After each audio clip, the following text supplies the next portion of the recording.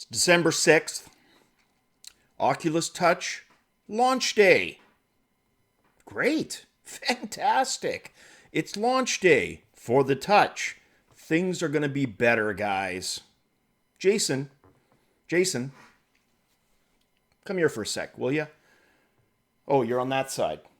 Why don't you tell the people what you said? Just remind them. I think it was a few months ago. Oh, yeah. Right. Judge us for the Touch launch. Gotcha, bro. Gotcha. All right. Let's rewind a little bit, guys. Let's bring this back to yesterday. I wake up. My Oculus Touch is going to be delivered December the 21st. Okay. Doesn't make sense because Jason said, judge us on this launch. Things are going to be much better. No problem. I'm kind of getting used to that day. I see an opportunity with Best Buy. Wow, December 7th, 6 pre-order slots left. Fantastic. Jump ship, cancel Oculus. Things are looking great. Go to bed, a little bit of a smile on my face. Wake up in the morning. What the hell? December 23rd? What the frick is going on? That's a rotary phone. Yeah, I ordered a Oculus Touch through your pre-order on your website. Yesterday it said December 7th. Today it says December 23rd. Do you know what's going on? Stock shortages? Supply chain issues? What the Okay, no, I know. Totally, I understand. This has nothing to do with you. I'm just a little bit upset because I canceled my Oculus pre-order for the 21st, thinking I would be able to get it through you guys on the 7th, because that's what you advertised yesterday. And then I wake up this morning and find out it's not until the 23rd. Understood. Like I said, this has nothing to do with you. I'm just in a bit of shock here. But thank you very much for your time. I appreciate it. Cheers. And that's pretty much how my day went. So you get to a point, guys, where you can only chuckle about it. And obviously I was a bit pissed when I saw that. And shocked is more what it is. How does a date suddenly slip? Especially... And I've still got his mugshot up here because you got to admit, that's a golden smile and a very powerful statement. So I just want to leave it up there for a little longer, percolate, crispify a little bit, and we'll just talk about it some more. So you get to a point where all you can do is chuckle about it and you move on, right? It is kind of funny, and this is typical Epix 911, guys. You've seen it before. Anybody who's watched the channel. Murphy and me, seriously, man, we are like that. Bros. And this is pretty damn commonplace. Only in my timeline can you sign up for a better deal to get a worse deal and lose 2 days in the process. But whatever. You know what? I was originally okay with the week of the 21st. I'm going to be okay with the 23rd. It's still before Christmas. I will still have 10 days left of my holidays. Life will be all right. So let's start this show right, guys, with a cheers. Epix 911. Welcome to the Elitist Geek. Tuesday, December 6th, Oculus Touch launch day. You can go now, Jason. Thank you. And let's jump right into VR news, guys. Some good news front, Mechwarrior 5. No sooner do I post this, and I forgot to mention it yesterday, but no sooner do I post my little bit about a Mechwarrior style game that mixes Mercenary with Elite Dangerous with Mechwarrior 2 than three of you, Elbag Delwonk and Sean, to viewers with links pointing out that there is, in fact, a Mechwarrior 5 Mercenaries being developed, and it's going to be VR there's going to be VR in the finished product. And that is according to Piranha Games president Russ Bollock, who basically, during an interview, let it be known that the final version would, in fact, have virtual reality functionality. So that is terrific. That's something to look forward to. Unfortunately, it looks like it's probably going to be 2018, but for a quality RPG light mech-based game in virtual reality, hell yeah, no problems with that at all. And I didn't mention this yesterday, guys, but of course, HTC Vive users, just like Rift users, are going to be able to play Vive games. We, on the Vive side of things, I say we, even though I have both, are still going to be able to play Oculus Rift games via Revive, which of course means compatibility with a lot of the functionality for the Oculus Touch. So the current version includes Oculus Touch compatibility. There's some things like the capacitive features in, some of the areas that are just going to be a little wonky, a little off. That's to be expected. They're not the same damn controller, but the fact that there is this ability to cross-play on both sides, I think it's a good thing. I think it's healthy for VR, and hopefully it continues to be there. Next up, just on the preamble, guys, Tony Hawk wants to revive the Tony Hawk skateboarding game franchise. Now, anybody who's followed this series, and I worked at the company that created the games, I love skateboarding when I was a teenager. I liked some of the Tony Hawk games. I thought some were better than others, but I wasn't a big fan of Pro Skater 5 in 2015. I thought it was a terrible game. Most people agreed.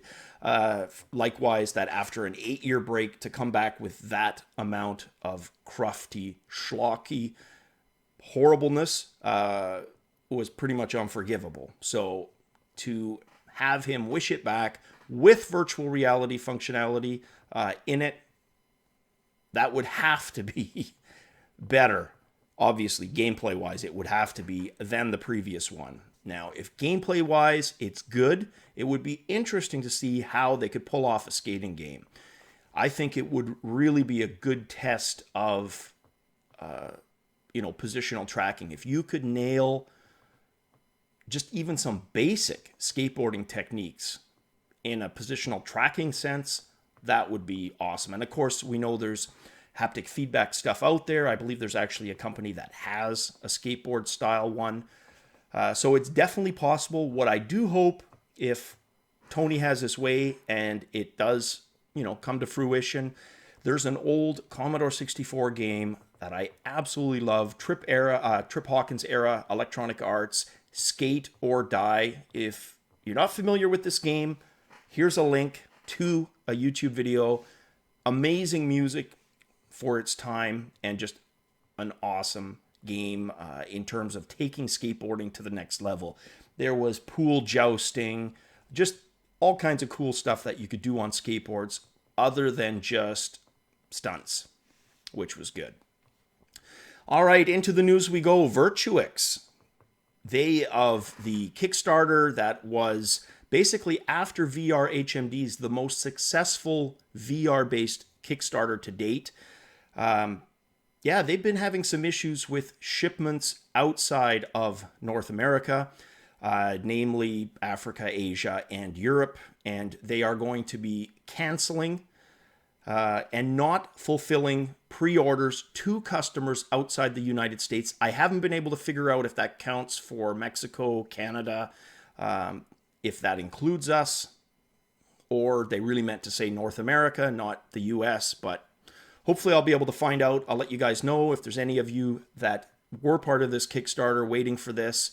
Now, it is an 80 kilogram, that's almost 180 pound omnidirectional treadmill. And yeah, no doubt that's a challenge to ship. And if you look at the costs, so the early bid price was $349 on Kickstarter.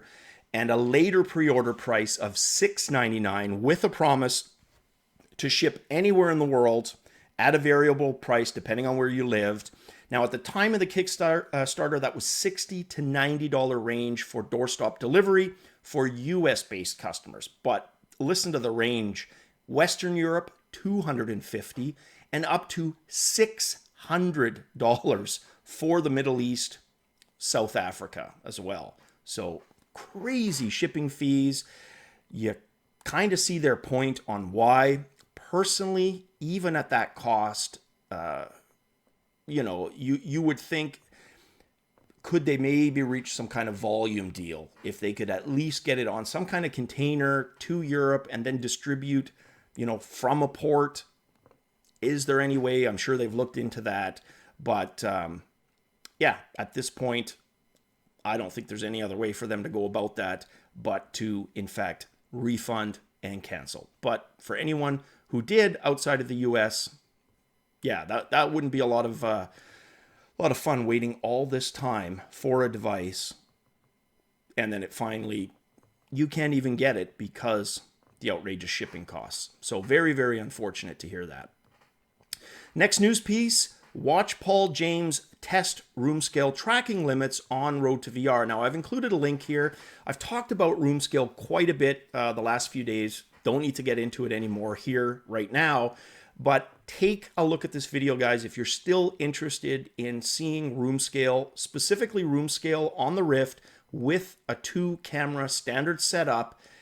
He does a fantastic job, Paul does, testing the hell out of it. I don't think there's anything left to test after seeing his test. It was just really good video to see the range. He really takes it through the ringer, shows you literally the limits, including the initial square rectangle, I guess, that he sets up, and then a larger one that he's able to set up, just going about a little differently, not going through the default procedure. So very cool if you're interested in the positional tracking and room scale aspects of the Oculus Touch with the Oculus Rift. Next news story, this one from UploadVR. And the author tried Leap Motion's new hand tracking module on Gear VR and said it was fantastic. Now, what they've managed to do with this new module is track 180 by 180 degrees and light or night and day from the previous unit, according to the author. Take a look at that. I've got the link below. But basically, not only does it create a more immersive environment for the Gear VR, it's also way less restrictive. And I've enjoyed my time with the Gear VR, absolutely, and I am due for some videos on it. But you can't help but feel that is just, it's so sorely lacking the tracking aspect. And even, there's a slight amount of warping just looking around a little bit. Now, look, it's not going to be as robust as, the big HMDs. But if they had just that little bit extra, and this tracking could deliver that, having the ability to have mobile plus tracking via your hands would definitely be an asset on the mobile side of VR. Next news piece, Visbit raises $3.2 million to build out a 4K VR platform. Now, you can look at the companies involved in this. There is a massive list of companies, and the company Visbit themselves let UploadVR know that the money is going to be invested to complete the closed beta of its patented Visbit view-optimized streaming technology.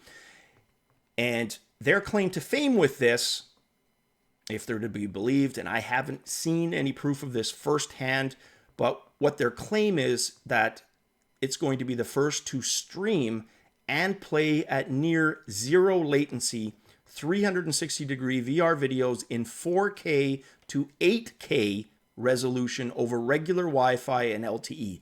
Regular Wi-Fi. So we're not talking 60 here. We're talking regular. So I'll believe this when I see some more specs and just see some examples of this in action. That those are pretty damn lofty claims to make in text. I would definitely need to see that. But most streamed videos are currently 1080p, which is equal to 6 pixels per degree, or a vision of 20/200, which is pretty blurry. And this is their statement: if empowered by our view optimized streaming technology with nothing else changed, users can immediately view the same videos at 4K to 8K, which is equal to 15 to 30 pixels per degree, comparable to a vision of 2080 to 2040. And Zhao, who made this statement, he of the company, also compared viewing a 360-degree video in VR at 1080p to watching a 480p resolution VCD from the old days. Trust me, they weren't that good. While viewing 360 in 4K is like watching it at 720p. If viewing 360 in 6K to 8K, he says, users can get viewing experiences comparable to watching 1080p to 4K in regular video. So very, once again, very lofty claims, but as more is made available, I will definitely share that with you guys. All right, a little bit of a longer one here. Like I said, I am okay despite my joking around at the start of the video. Crap happens. It just happens to me a lot more than a lot of other people, but I'm not bitter. We're okay. Honestly, guys. As always, cheers, and definitely catch you on the Oculus Touch VR flip side.